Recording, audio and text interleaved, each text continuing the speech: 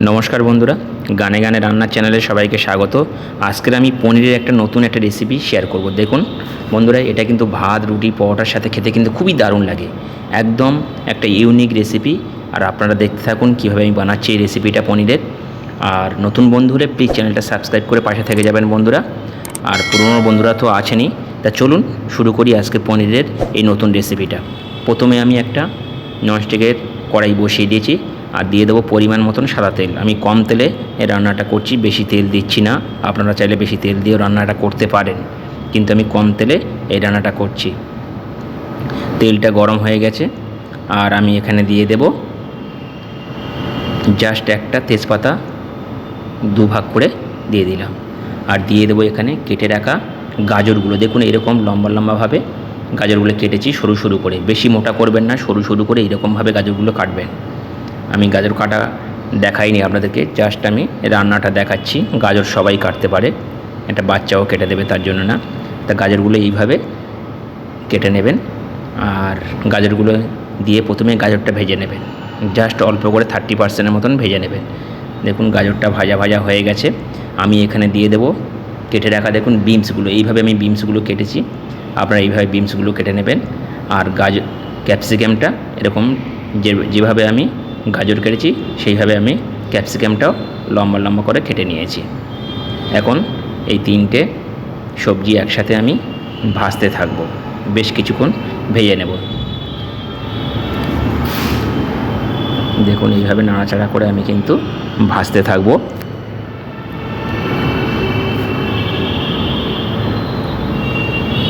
ভেজে নেব এইভাবে নিয়ে। এখন দেব একটু লবণ, স্বাদ মতন আমি লবণটা এখানে দিয়ে দিচ্ছি, তাহলে সবজির মধ্যে লবণটা যাবে। ভাজার সময় লবণটা দিলে কি সবজিটা তাড়াতাড়ি সিদ্ধ হয় এবং সবজির মধ্যে লবণটা যায়। আর দিয়ে দেবো কয়েকটা কাঁচা লঙ্কা। আমি এখানে কোনো গুঁড়ো লঙ্কা ইউজ করছি না। আর দিয়ে দেবো একটা টমেটো, এইভাবে কেটে রেখেছিলাম, টমেটোটা দিয়ে দিলাম। দিয়ে আমি দিয়ে দেবো এখানে আদা বাটা।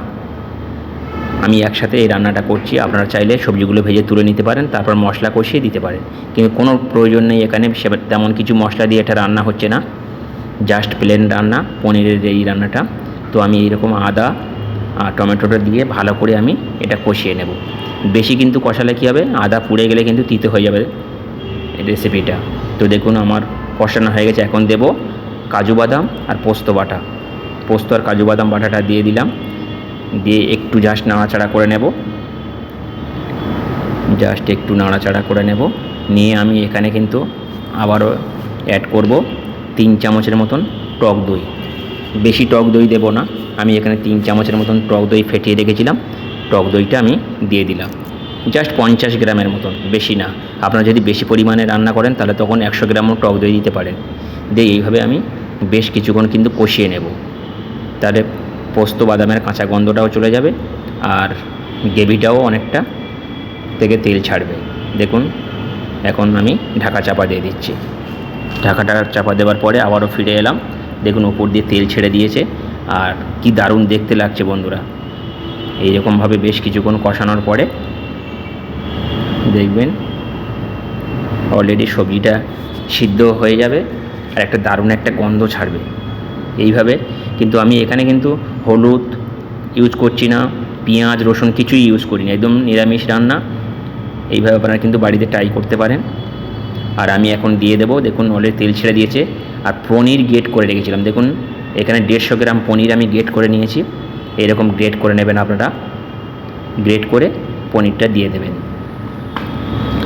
পনিরটা দিয়ে আমি আবারও ভালো করে এটা নাড়তে থাকবো পনিরের সাথে।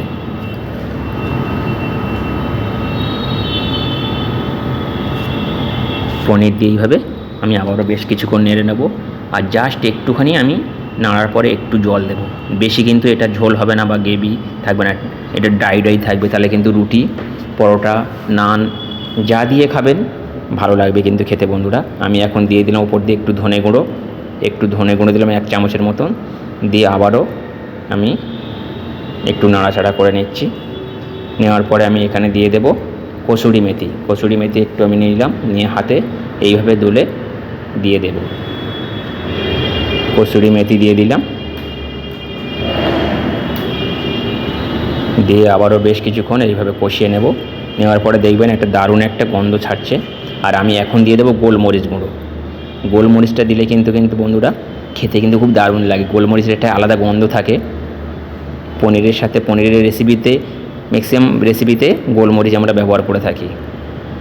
গোলমরিচ দিয়ে আবার একটু নাড়িয়ে নেব। নাড়ানোর পরে আমি দিয়ে দেবো স্বাদ মতন চিনি। চিনিটা অবশ্যই দেবেন আপনারা, দিলে কিন্তু টেস্টটা অনেক গুণ বেড়ে যায়। আর যারা সুগার পেশেন্ট তারা কিন্তু স্কিপ করে যেতে পারেন চিনিটা। দেখুন এইভাবে দিয়ে আমি কিন্তু একটু নাড়াচাড়া করে আমি নামিয়ে নেবো। এটা বেশি মানে ঝোল ঝোল হবে না, এটা একটু ড্রাই ড্রাই থাকবে, তাহলে কিন্তু খেতে ভালো লাগবে। এরকমই থাকবে, দেবেন রুটি পরোটার সাথে খেতে ভালো লাগবে। তো কেমন লাগলো রেসিপিটা বন্ধুরা, এই পনিরের রেসিপিটা আপনারা আমাকে কমেন্ট করে জানাবেন। আর নতুন বন্ধু হলে প্লিজ চ্যানেলটা সাবস্ক্রাইব করে পাশে থেকে যাবেন বন্ধুরা। আমি এখন সার্ভ করে দেখাবো আপনাদেরকে। দেখুন কি দারুণ হয়েছে। আপনারা বাড়িতে একবার হলেও ট্রাই করবেন বন্ধুরা। তাহলে আজকের মতন বিদায় নিই, আবার নতুন রেসিপি নিয়ে আপনাদের সাথে শেয়ার করব। বাই বাই, টাটা বন্ধুরা, সবাই ভালো থাকবেন।